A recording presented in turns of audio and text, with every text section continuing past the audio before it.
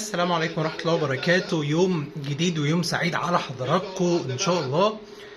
النهاردة مباراة النادي الأهلي وفيوتشر في الدوري المصري، و7 دقايق وقت بدل ضايع في الشوط الثاني. مباراة مقفلة بصراحة، يعني كانت هجمة هنا وهجمة هنا من الفرقتين، ولكن المباراة شهدت حالتين جدليتين.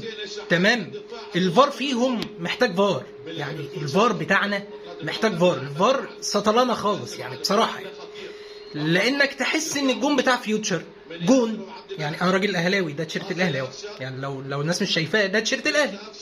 تحس ان الجون بتاع فيوتشر جون، وتحس ان الجون بتاع الاهلي جون.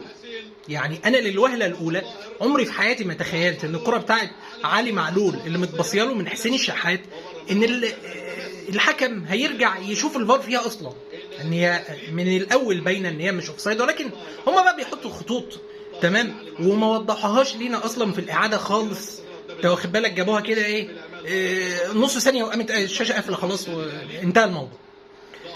فانا شايف ان الكورتين جم بصراحه، فلحد الان النتيجه 0-0، فيعني قرارات ما اثرتش في النتيجه، ولكن الفار محتاج فار. يعني برضه في شك لضربه جزاء للنادي الاهلي، ان الكره خبطت في ايد حد ما عادوهاش اصلا، الفار بص لها ولا الهوا برضه ما عادوهاش. ولكن خلينا نشوف ايه اللي هيحصل في الماتش يعني. ولكن بالمنظر اللي احنا هنشوفه شايفينه ده، المباراه رايحه تعادل، الا اذا كان يعني للساحره مستديره راي اخر. يعني مفيش فرص اللي خليتك تقول ياه، او خليتك تقوم من على الكرسي اللي انا قاعد بتفرج عليه. مفيش اللهم غير فرصه طاهر وقلاشها. تمام، فرصه بيرسي تاو اللي جت في العارضه دي الوحيده، اللي يعني مروان عطيه اخترق من نص الملعب كده وراح وحط الكره لبيرسي تاو اللي سددها قويه جدا، ولكن جت في العارضه. غير كده ما فيش يعني اجتهادات.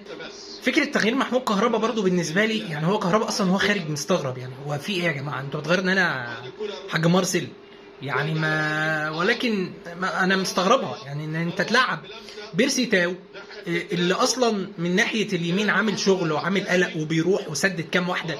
اي نعم هيموت ويحطها في الضيقه، انا مش فاهم ليه، ولكن سدد كام واحده وعامل قلق. ان انت تشيله من القلق اللي هو عامله وتحطه في النص وتشيل كهربا، تنزل طاهر ينزل يتكعبل في الكوره، تنزل قفشه يحرك شويه، وبعد كده تنزل كريستو. مش فاهم يعني انت عايز تخلص ماتش تنزل كريستو تحط عليه الضغط، انت عايز تتفرج عليه الجماهير تتفرج عليه، الراجل مستعجل وبيشوط بره مباراة ما تلزش. ولكن فيوتشر اصلا فرقه رخمه، يعني فيوتشر فرقه رخمه، وانا مش مستعجلين الدوري، يعني الدوري كده كده هنحسمه وهنخلصه، ولكن بيصعب علينا ان احنا ما بنكسبش. حتى لو بنتعادل بيصعب عليك انت ما بتكسبش، حتى لو انت لسه قدامك ماتشات، ومش شرط ان انت تحسم الدوري دلوقتي، ولكن بيصعب عليك برضه.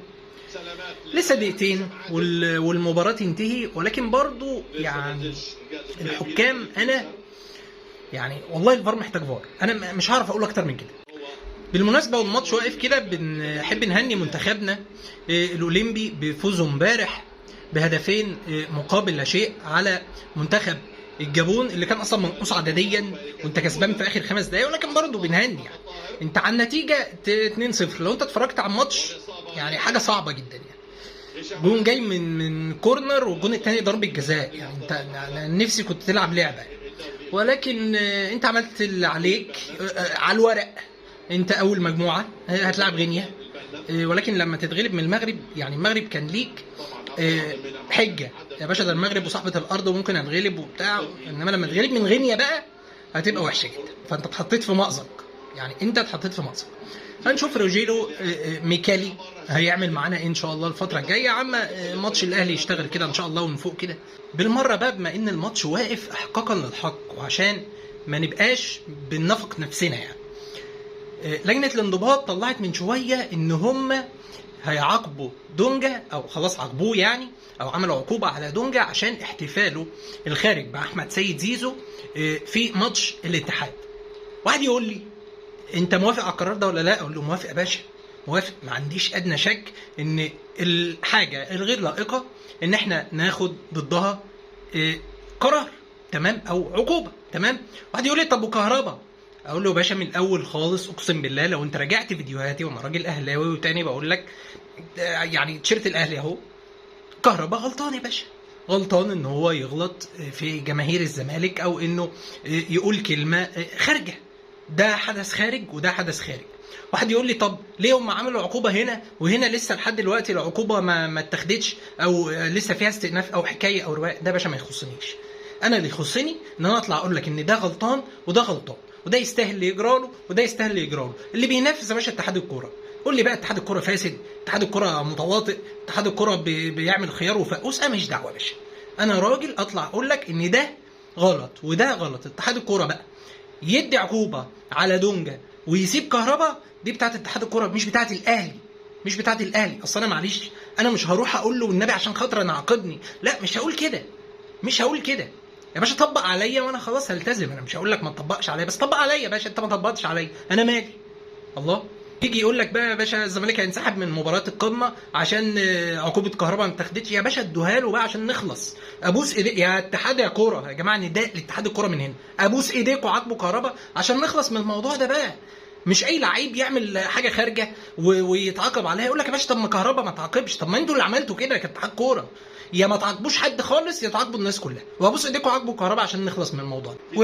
وبيصفر البنا معلنا انتهاء لقاء التعادل السلبي للنادي الاهلي عشان يفضل في النقطه 69. وبكده نكون خلصنا الفيديو بتاعنا النهارده. يا ريت الفيديو لو عجبكم نعمل لايك وفولو للصفحه على الفيسبوك، ولو بتابعني على اليوتيوب ما تنساش الاشتراك في القناه وتعمل لايك للفيديو. سلام.